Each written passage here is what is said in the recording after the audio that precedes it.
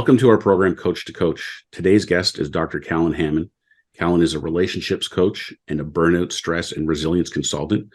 Kalen is also an author. You can find his book, Date Your Mate, How to Save Your Marriage from the Blahs and Live Happily Ever After, on Amazon. Kalen and I met when we were both training with Jamie Smart on his Clarity Coach certification program. Thank you for joining us today, Kalen. It's so nice to see you. Oh, you're most welcome. It's a pleasure to be here. Yeah. So the way I like to start these off is to ask what first sparked your interest in coaching. Well, I was at Oberlin College, and a guy that I really respected wrote an ad or a letter to the editor of the school newspaper saying, while you're at Oberlin, one thing you got to do is go on a group relations conference. And I'd never heard of a group relations conference. I had no idea what it was, but I thought he was a cool guy, so I signed up for it. And it turned out to be a weekend where we got on school buses and went off into the woods to a summer camp that was closed down for the winter. And we found ourselves in a small houses, like 10 people in a circle on the floor in our coats, because there was only a little bit of heat. And it turned out that it was a guy called a trainer doing something that was called a sensitivity training group. And what it really was essentially helping people learn what impact they were having on other people. And there was a kid that I thought was kind of a jerk who was working with the trainer. And I could see that there was something really important happening for him. And I was completely engrossed.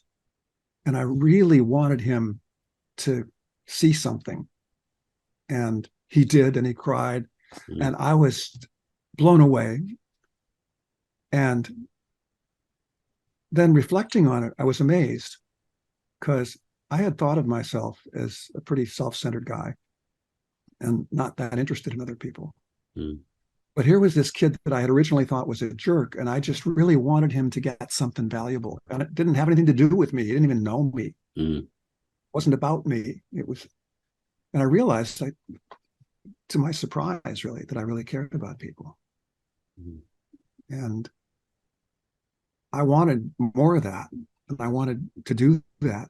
And my senior year, I hooked up with the people who organized group relations conferences, who came down from the University of Michigan in the grad program there. And I organized the group relations conference. And then I went to grad school at University of Michigan and worked with them and got trained as a sensitivity training group leader. And I was on my way. And that's really what it was. It was that it's so amazing when somebody has an insight that makes a real difference for them. And being part of that, I can't get enough of that. Amazing. It's funny, you and I were talking earlier about our friend Darlene Tyndall and her This Is a Place for Miracles program. And what you just described there, I think fits the bill. Like, I can just picture like a cold little cabin in the middle of the woods with no heat. And here's a guy having like a miracle, a life-changing experience. So it's very powerful. And as a bank shot, I did too. Yeah, exactly. Yeah. Well, that's the amazing thing when you witness somebody else having an insight, is it's kind of like everyone in the pool kind of feeling, right? Like you can revel in that together. Yeah. That's amazing. Well, that's cool. So I'm curious to learn more about your business. So tell me about your coaching business, how you're working, and who you're helping. Sure. Well, I was a therapist in private practice for several years, and I had no idea what I was doing. What I thought I was doing was sort of giving people better ways to think about their lives. And I had all sorts of models in my head, and I would share conceptual understanding. And people kept referring their friends, so I knew I was doing something valuable, but a lot of the time I really didn't know what was making any difference. And now I have a much better understanding of that. And did some couple coaching around the time I wrote my book, Date Your Mate. And again, nice things happened, but I didn't really have much sense of why or what I was doing. And then I started reading Jack Pransky's book again, because I had connected with the principles earlier, but not really gotten it except intellectually. Right. And then I came across Jamie Smart, and when he said that what makes the difference for people is the insights they have, not my good ideas, nothing else like. And so my job is to create an insight-friendly space. That made so much sense to me, Greg, and I just relaxed. And a miracle happened in my marriage. I started talking with my wife, Carrie, with the kind of aim that I had with clients, which was to just get curious, drop what's on my mind, get curious about what's going on for her, and aiming for that feeling of connection. And for decades, she'd been saying, "You're not listening to me." And I could always repeat back verbatim everything she said. So obviously I was listening. Yeah. But it's like I wasn't getting her. And suddenly it's like she relaxed. And she said, this is what I've been wanting. And our relationship started blooming and blossoming. And it's just continued to unfold. And I'd begun doing some pro bono coaching and doing some coaching with some old clients who came back to me. And I said, "Hey, I'm doing something new." And they said, "Great." Just sort of general life coaching. But suddenly I had a sense that what I had experienced with Carrie gave me something to offer couples who are struggling with their relationships, because we've been struggling for years and years. She said she was going to leave twice, and then she didn't. But it's like I've got something to offer a particular group of people, and I was thinking, okay, what's my niche? And the usual thing of I can coach anybody, but I don't have any particular group of people. But all of a sudden, I've got a particular group of people that I'm just so excited to be working with. And it's people who want more in their relationships. And that could be intimate relationships, it usually is, but it also plays into relationships with your kids and with colleagues at work and with clients. And because of course the principles are the same. Terrific. Yeah, I can imagine, across the country and across the world, there's many couples experiencing exactly what you described. I can regurgitate every word my spouse has said, but there's so why doesn't she think I'm hearing her? There's no connection. There's no connection. So that's I can see how that could help so many people. I mean, you already alluded to it, but I'm wondering if you could share some examples with us of either for clients or for yourself of how coaching has helped.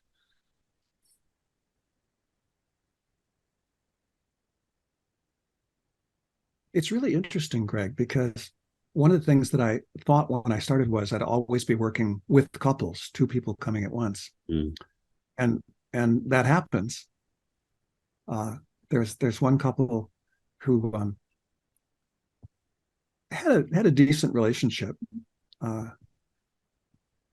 They were kind of an ideal early couple for me to be working with, because they kind of had most of the junk taken care of. What they wanted was more. They wanted a deeper connection. They wanted a better relationship. And at that point, I wasn't so sure about dealing with people with serious problems, but other people like me who are sort of okay, really want more. That I can do.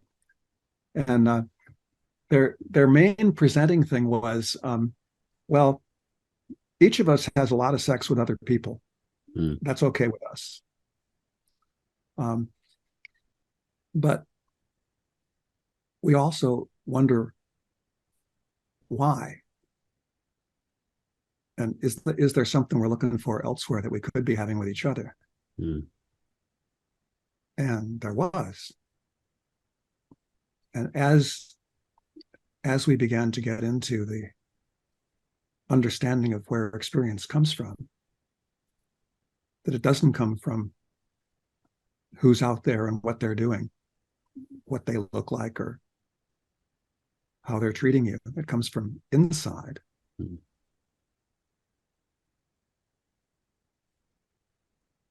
First of all, that was a real revelation to them. Second, there's something that Ram Dass said once that I tell pretty much every couple. He said, when people say at the beginning of our relationship, we were so in love, Mm-hmm. and we just spontaneously said, I love you. I'm in love with you. Mm-hmm. They misunderstand what's happening. They think I'm in love with you means you are this incredible, amazing person who I respond to by being in love. Mm-hmm. And they are an amazing person. Each of us is an amazing person.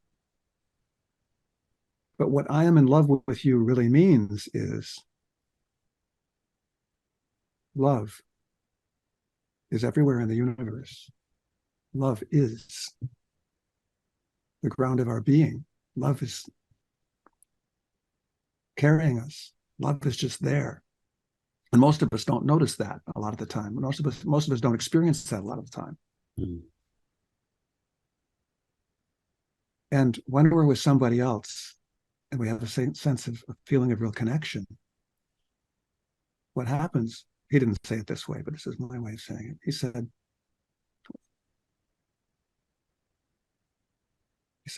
I'm in love with you means I'm in love.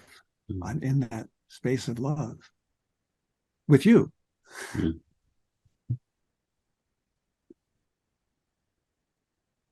And while we're looking outside in for our experience, we have the misunderstanding, and we think that's because it's coming from the other person, or it's coming from, we need that kind of external circumstance to feel love. Mm-hmm. But no, it's not that way. It's not that way at all. Mm-hmm. So what I do is I help people find their way back to love. And that's part of why it applies in any relationship. Mm-hmm. Although you may or may not have sexual intercourse, or yeah. And they got that. When they got that, it's like, mm-hmm. it's like they had a whole new sense of what was possible, what is possible. Beautiful. I've never quite heard it put that way, but it makes a lot of sense. Very cool. The other thing that's occurring to me, sorry, is when you're coaching people, there's no, like, I can imagine in a situation coaching with couples, questions of morality and what people should or shouldn't be doing in the relationship, like all this stuff comes up, and it's really, that's not what it's up to them to decide how their relationship should be structured, what they can and can't do, and there's no judgment around whatever. It's purely pointing them back to that love, and then things will just fall into place as it makes sense to them, whatever that looks like. So I love it. Yeah, they found themselves actually less interested in sex with other people because they were having such a great time getting to know each other. Yeah. Amazing. How do you find? I've had one experience of working with a couple. All my other coaching has been individual coaching, and it was kind of an interesting dynamic that I don't want to say I wasn't prepared for, but a lot of things, it's just a completely different thing. So I'm curious for you if you prefer working with people together, or even if you're working with couples, do you sometimes meet with them individually? How do you see all that playing out? Yeah, well, I like it both ways a lot. Mm-hmm. When I was doing sensitivity training groups, I found myself naturally drawn to helping people who weren't getting along with each other, the way I thought about it was opening up channels of love between them. So I think I have a particular affinity for that, a particular gift for that. When I was a kid, I'd be in school and a student would ask a question and the teacher wouldn't get the question. And I always knew what the kid really wanted to know. Yeah. So I'm really good at getting a sense of where very different people are coming from and then kind of translating or helping them see where each other are coming from. Sometimes one person will say something to the other person. I'll say, could I come over kind of near you? This is if they're in person. Yeah. And I'll speak for you and you can correct what I'm saying. You can say, if I don't get it right. And then I'll say what they're really trying to say to their partner, I believe. And their partner will be really moved and they'll go, oh, wow, you said that better than I could have. But the other person really feels it. It's like it's as though it's coming from them through me. And that's a really nice feeling. So I like that a lot. I've been amazed to discover, well, a colleague of mine said his marriage was a little troubled and his wife went for therapy and their relationship got better and he never had anything to do with the therapist and he was really grateful. But just the way she was changing shifted things. And I've seen that with a couple of clients whom I started coaching before I was even doing couple work. Yeah. There's one guy who went to a Rotary group that I spoke at where I talked about teddy bears and how people think that the feelings come from the teddy bear, but they really come from inside. Yeah. And how, and he started telling me in our sessions, hey, well, there were a lot of teddy bears today, but yeah, it's like, I kept I knew it was teddy bears. And then I also talked about snow globes because I love snow globes as a metaphor. That when we're in our insecure thinking, it's like it fills the snow globe with snow, so we can't see what's deeper. And he started talking to me about his wife. They're getting ready to have a child. And he said, oh, she's got a lot of snow going on. Yeah. But with a kind of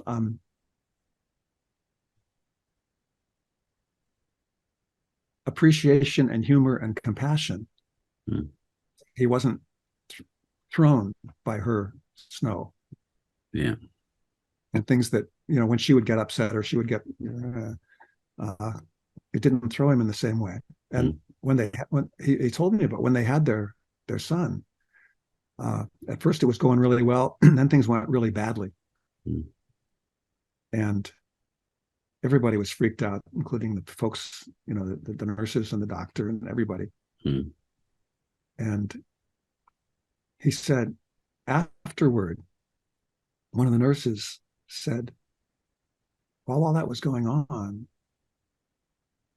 it was amazing how you were just, I don't know what you did. Do you meditate or something? And he said to me, well, there was a lot of snow, snow in the room. So he was able to be there for his wife in that moment. And he was so grateful to be able to do that.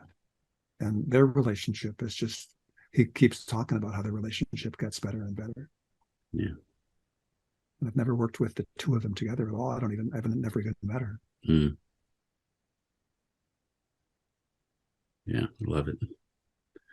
Yeah, me too. Yeah. Me too.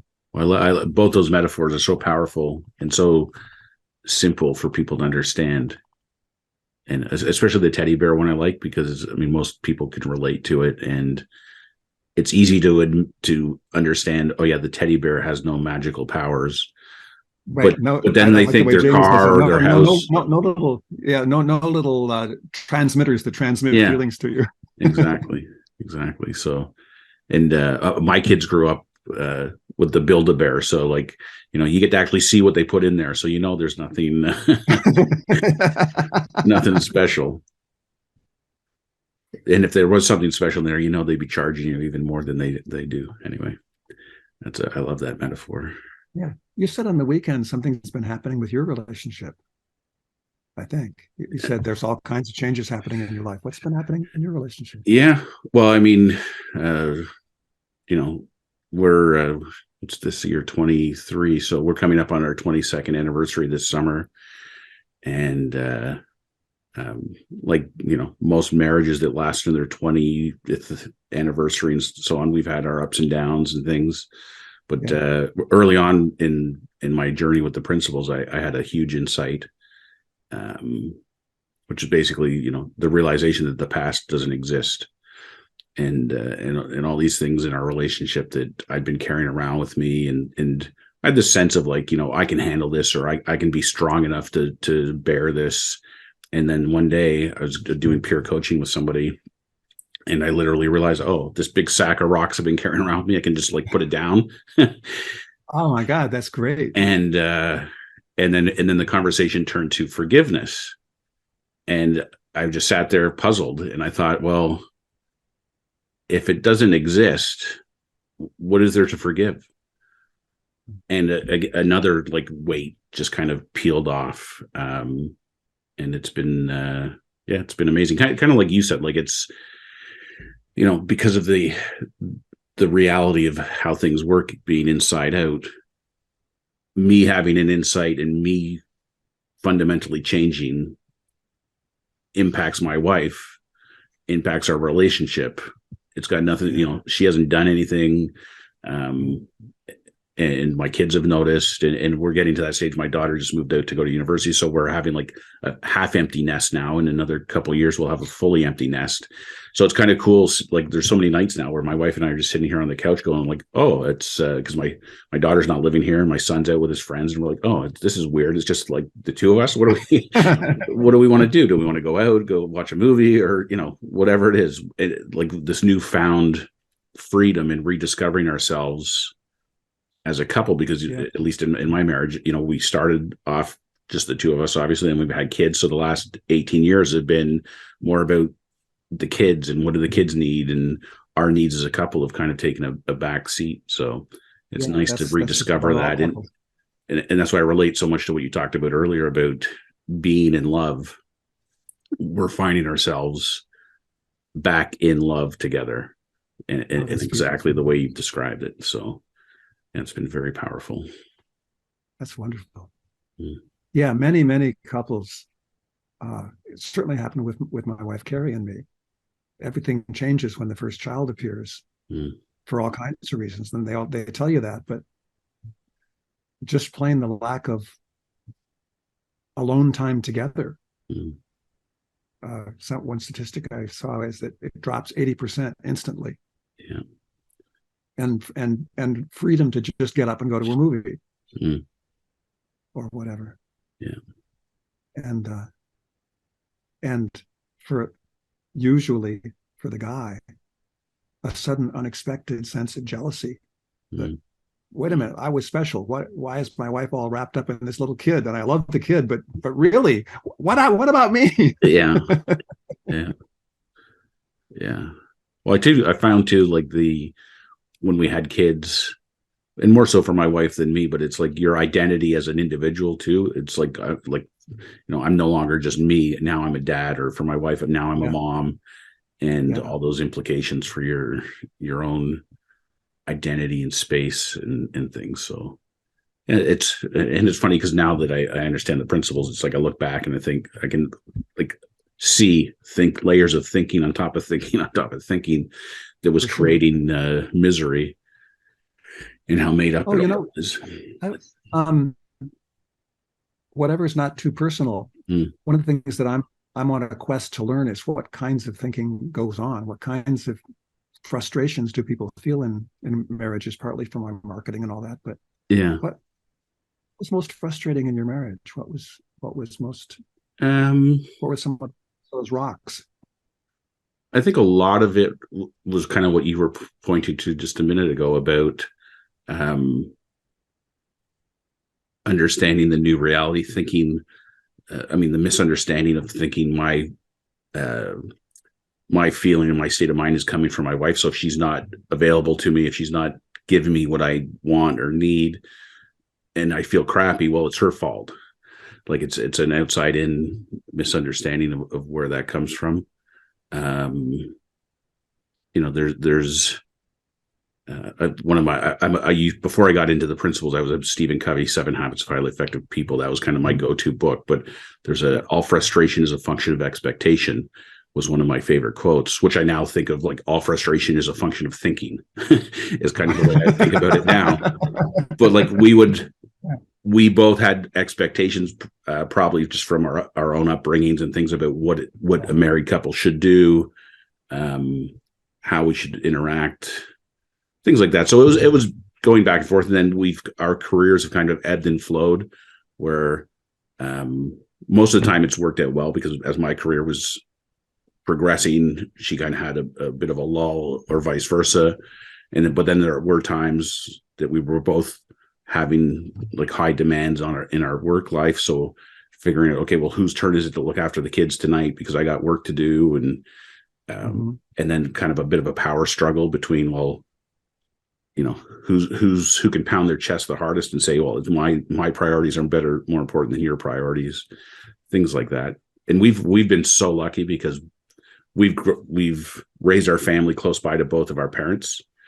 Oh, that's great. So for much of our kids' lives, we had grandma and grandpa and granny and granddad at our disposal. So like, I don't know how couples do it who don't have that support system, because we relied on that heavily for many, many years, and until recently, down to both our parents are kind of older and well, we don't really need them as much anymore. But it's funny because the older my kids get, the more I'm starting to anticipate and looking forward to my grandpa years, because I love being a dad. It's my favorite part of my life, and I can only imagine how great it's going to be a granddad. So, oh yeah, it's wonderful. Yeah, I've got grandkids, I've got grandsons, but one's in Chicago and two are in San Francisco. Mm-hmm. But it's really. Yeah. It's really special. Cool. My next question for you is, if there's one thing you'd want people to know, what would that be? That's a wonderful question.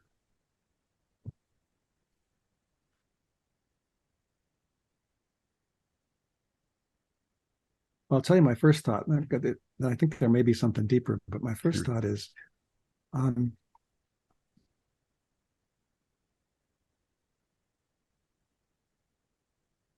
there's so much more available. There's so much more available than just not fighting and having some nice times together. Those are really good. Both things are helpful. But so many people have such a limited picture. Well, I think as a species, we've had a limited picture of what a relationship is, what it really could be. It's like Eben Pagan says, we got to remember that evolution wasn't interested in happiness. Mm-hmm. Evolution, I guess Jamie said that. Yeah, evolution was interested in our surviving until we could hook up and have sex and have some more kids, and that's it. So that's what a family was about. Yeah. That's what a relationship was about. Was okay, two people get together and they're attracted to each other for sex to stay together until they have kids, and then they're supposed to stick around until the kids grow up big enough that they can have kids of their own. Mm-hmm. Period.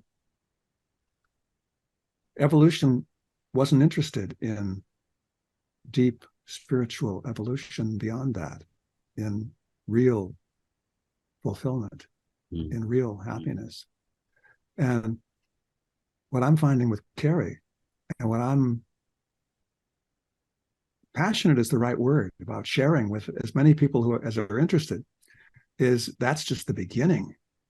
A relationship, think about what happens when we're coaching people. There's never been a role like coach before, where somebody's job or what the relationship is about is one person's growth, not just fixing something, but but going on to the next and the next and the next stage of expressing who they really are. Well, what if you've got a 24-hour person who does that? They're not your coach, but they are welcoming and supporting the ever fuller expression of who you really are. And since our relationship's been blossoming, Carrie has been in thousands of ways welcoming and supporting my coaching and who I am becoming as a coach. She's just so happy to see that. Yeah. And before I was going to get on this with you, she just came down and kissed me on the back of the neck and said, have a good time. Great. The way you were describing that, it made me think of, the way Sid talks about levels of consciousness. Yeah. It made me think of that's great, right? like levels of relationship. Like, there's an infinite opportunity to get a deeper, more loving, more supportive relationship, no matter whether you're in your first year of marriage or your 25th year of marriage. There's always deeper. Absolutely. Yeah. Yeah. And what is so cool is that aims two ways. Partly it's deeper and deeper connection with each other. But as Jamie points out, is that connection that you feel with another person, simultaneously you're more connected with who you really are and with life. So it's that leads to deepening in the relationship, and it also leads to me being more in the world, Carrie being more in the world. She's a health coach, and I'm supporting her in that. Yeah.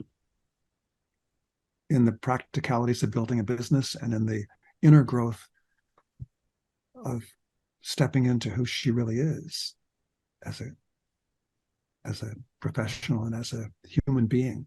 I mean, there's no end to that either. Yeah.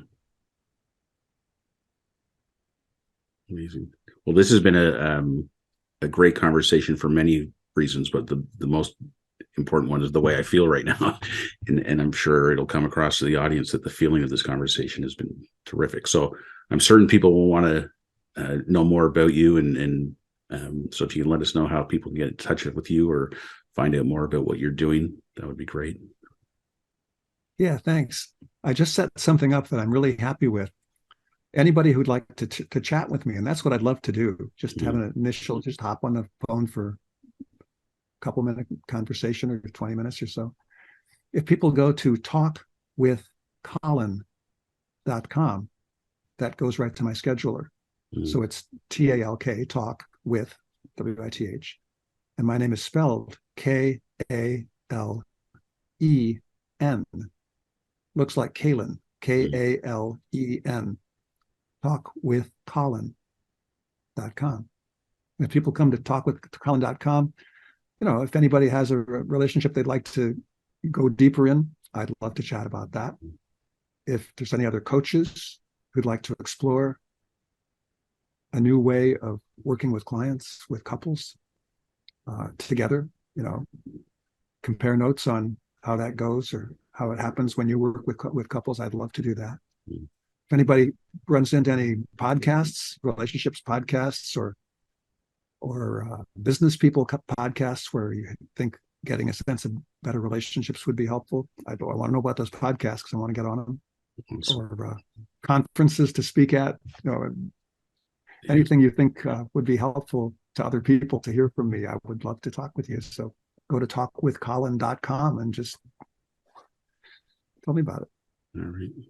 Well, thanks so much for spending some time with me today. I've really enjoyed it. And I look forward to seeing you again soon. Thank you so much, Greg. I really appreciate you doing this. I've had a wonderful time too. This is good stuff we're doing. Indeed. All right. Thanks so much.